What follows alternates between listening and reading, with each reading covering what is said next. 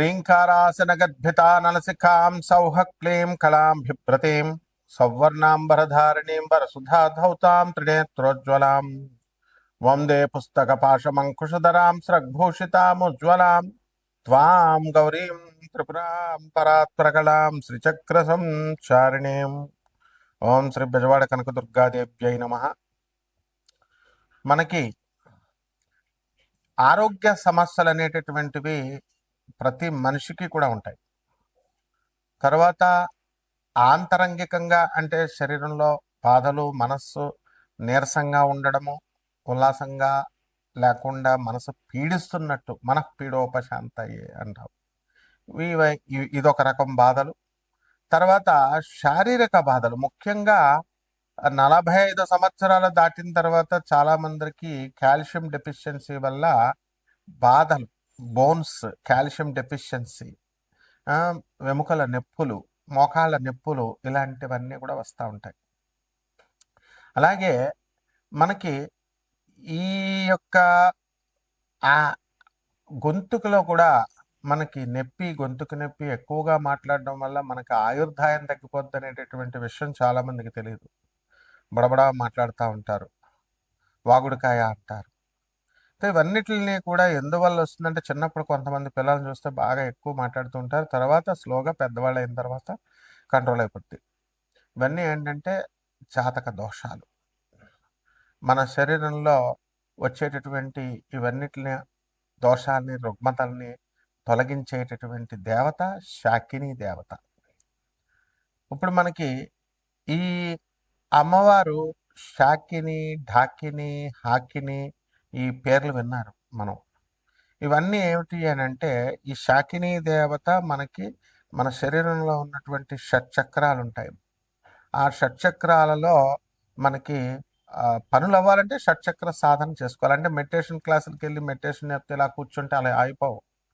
అదంతా మామూలు ఒక ప్రాసెస్ కాబట్టి చెప్తారు. అది నీ సాధన. నీకు స్కూల్కి వెళ్ళిన ప్రతి ఒక్కడు పాస్ అయిపోతున్నాడా, ప్రతి ఒక్కడు కలెక్టర్ అయిపోతున్నాడా? కొన్ని కోట్ల మంది చదువుతుంటే అందులో 1% కూడా అవర్.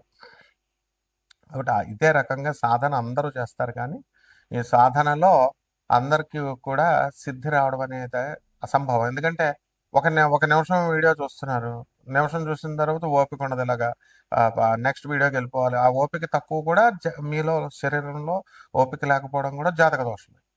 అటువంటి వాళ్ళు ఇంకా అంత పేషెన్స్ అవసరం. శాకిని దేవత వీళ్ళందరూ కూడా మనల్ని పరీక్షిస్తూ ఉంటారు. కాబట్టి ఇటువంటి ఆ యొక్క శాకిని అమ్మవారి యొక్క సాధన చేసుకోవడం వల్ల మనకి ఈ యొక్క కష్టాలు అనేటటువంటివి మనకు తొలగిపోతే ఇది తాంత్రిక, అత్యంత శక్తివంతమైనటువంటి తాంత్రిక సాధన ఇది. దీన్ని కొండలిని శక్తి ఏమవుతుందంటే జాగృతమవుతుంది. మానసికంగా మన శారీరక ఆరోగ్యం మనకి మెరుగుపడుతూ ఉంటుంది. అలాగే వీటిలన్నిటిని కూడా బ్యాలెన్స్ చేస్తుంది, రెగ్యులేట్ చేస్తుంది. కాబట్టి ఈమె దేవత. ఈమె ఎవరంటే దుర్గాదేవి యొక్క అసిస్టెంట్. కాళికామాతను పూజిస్తుంది, దుర్గామాతను పూజిస్తుంది ఈ శాకిని. తర్వాత వీళ్ళంతా కూడా ఏంటంటే ఉగ్రదేవతారాధన చేసి వాళ్ళు మనకందరికీ కూడా శక్తులను సంపాదించి ఆ యొక్క మనకి అందుబాటులో మానవుడికి బాధలు తొలగించడానికి ఉన్నటువంటి దేవతలు, అత్యంత తేలికైనటువంటి దేవతలు ఈ శాకిని, డాకిని వీళ్ళు. అయితే వీళ్ళందరూ కూడా మనకి ఏం చేస్తామండి మనము అని అంటే, మనం భయపడతాం. ఫస్ట్గా ఈ దేవతలను మనం సాధన చేయడానికి భయపడతాం, కానీ పనులు మాత్రం తొందరగా అయిపోవాలి. షార్ట్ కట్ మెథడ్స్లో కావాలా, ఎలా అవుతాయి? కాబట్టి మనము ఏం చేయాలంటే, యోగ్యమైనటువంటి ఒక గురువు యొక్క మార్గదర్శకత్వంలో దీన్ని మనం సాధన చేయాలి. మేమంతా కూడా మా గురువు గారులైనటువంటి రామలింగ సిద్ధాంత్ గారు, అలాగే పురాణమఠ రాధాకృష్ణమూర్తి గారు, బుల్ సుదయ భాస్కరం గారు రాజమండ్రి, వీళ్ళంతా, అలాగే దువ్వ దగ్గర రెడ్డిచర్ల సిద్ధాంత్ గారైనా,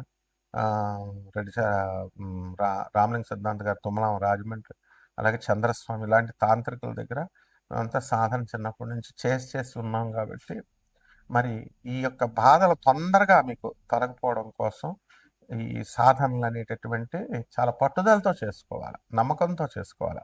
ఏదో సరదాగా జాతకాలు దానంతగా మారిపోవాలని అనుకోవడం, సీరియస్నెస్ ఇస్ వెరీ ఇంపార్టెంట్. అలా అనుకుంటే మారిపోవన్నమాట జాతకాలు. కాబట్టి ఇవన్నీ కూడా సాధనలో సీరియస్నెస్ ఉండాలి. కాకపోతే మరి అందరూ చేయలేరు కాబట్టి జనరల్‌గా ఈ దానాలు చేయండి, నువ్వుల దానాలు, మినుముల దానాలు అని చెప్తా ఉంటాం.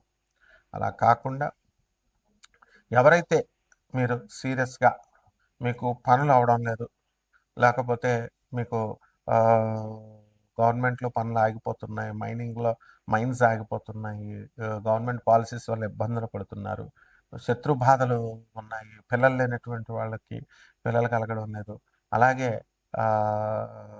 పెళ్ళిళ్ళు కావడం లేదు, ఇంక ఇవే ఉంటాయి ఆర్థిక ఇబ్బందులు, ముఖ్యంగా అప్పుల బాధలు, ఇవన్నీ కూడా ఉంటాయి. ఇవన్నీ కూడా హైయర్ ఎనర్జీస్ అయినటువంటి దుర్గమ్మ, కాళికాదేవి తీరుస్తారు కానీ చాలా టైం పడుతుంది. అవి ఆ ప్రైమ్ మినిస్టర్, ప్రెసిడెంట్, అలాగా ప్రెసిడెంట్ ఆఫ్ ఒక కంట్రీ లాగా ప్రోటోకాల్ ఉంటుంది.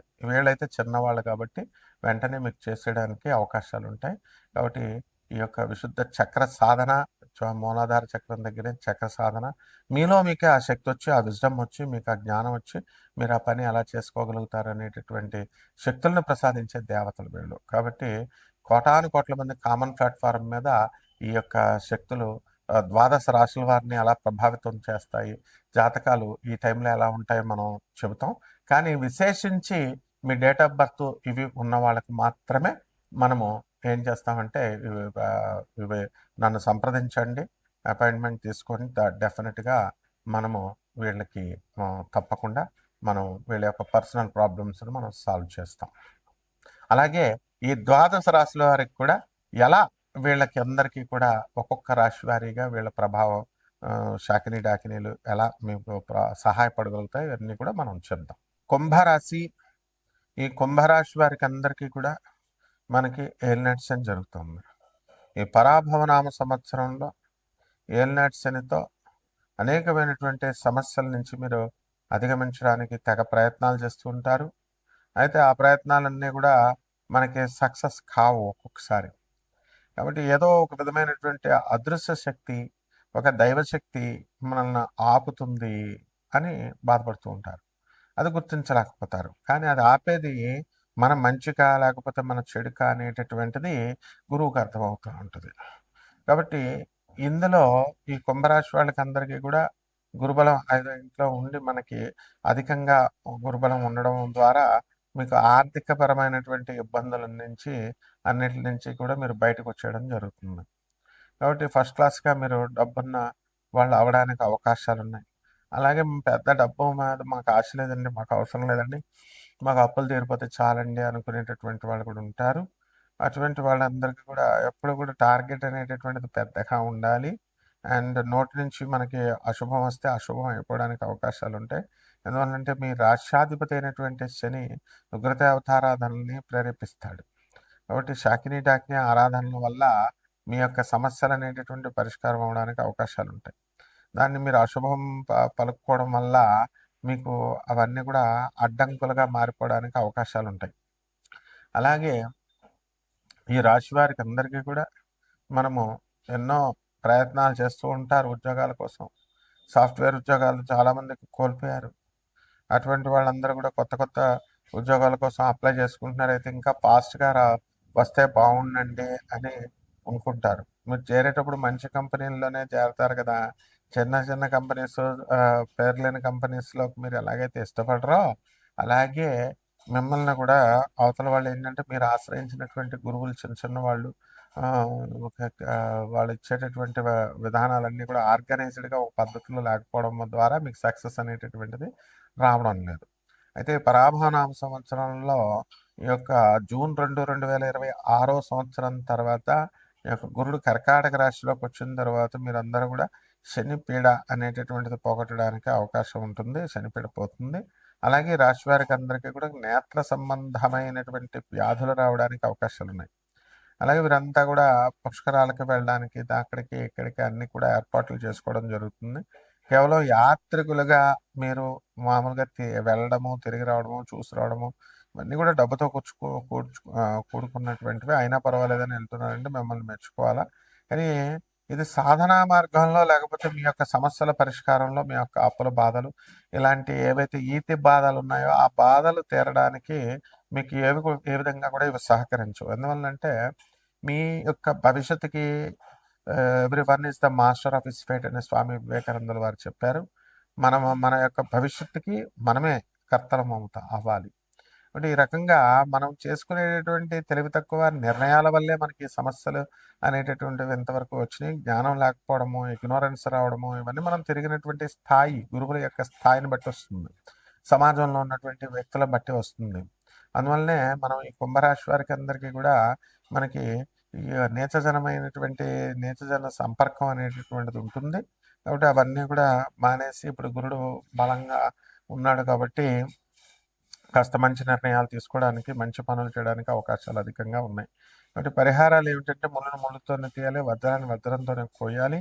కాబట్టి మీ యొక్క జాతకం ఎదగకుండా చేసేటటువంటి క్రూర గ్రహాలని మనము అమ్మవారి యొక్క ఆరాధన లేకపోతే ఏదో ఒక దైవారాధన వల్ల మనం చేయొచ్చు. కానీ దుర్గాదేవి, కాళికాదేవి వీళ్ళందరూ కూడా చాలా పెద్ద ఎనర్జీస్ వీళ్ళంతా. ఆదిపరాశక్తి అమ్మవారు. ఇప్పుడు వాళ్ళకి ఒక ప్రోటోకాల్ ఉంటుంది. వాళ్ళ దగ్గరికి వెళ్ళడం చాలా కష్టమో ఎంతో ఫిల్టర్ చేసి కానీ అమ్మవారు రాదు. కాబట్టి పరిహారాలు ఏంటంటే మనకు శాకిని అమ్మవారి దగ్గర ఉన్నటువంటి అసిస్టెంట్లు అంతా కూడా శాకిని, డాకిని, హాకిని లాంటివి ఉంటాయి. వీళ్ళ యొక్క లోయర్ ఎనర్జీస్, అమ్మవారి యొక్క లోయర్ ఎనర్జీస్ ఇవి దుర్గాదేవి అవతారాలే.